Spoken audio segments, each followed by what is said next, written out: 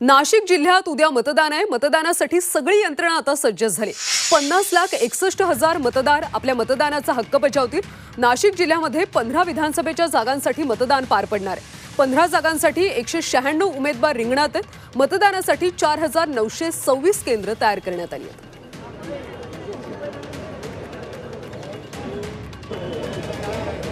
दरम्यान नाशिकमधल्या मतदानच्या कशा पद्धतीने तयारी करण्यात आली अधिकची माहिती घेऊयात आमचे प्रतिनिधी सागर गायकवाड यांच्याकडून। सागर, कशा पद्धतीने तयारी करण्यात आली आणि कोणताही अनुचित प्रकार टाळण्यासाठी काय विशेष काळजी घेण्यात आली?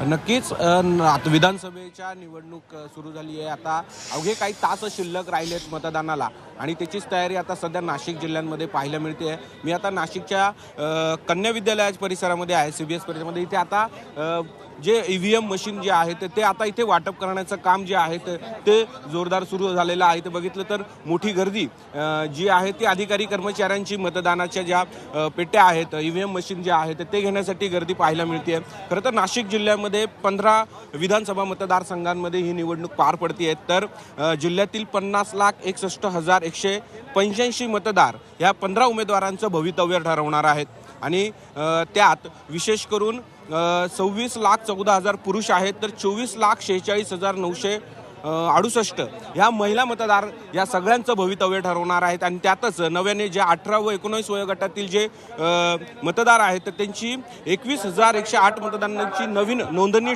करण्यात आलेली आहे। कायदा आणि सुव्यवस्थेचा प्रश्न निर्माण होऊ नये यासाठी पोलिसांचा देखील मोठा बंदोबस्त तैनात करण्यात येणार आहे।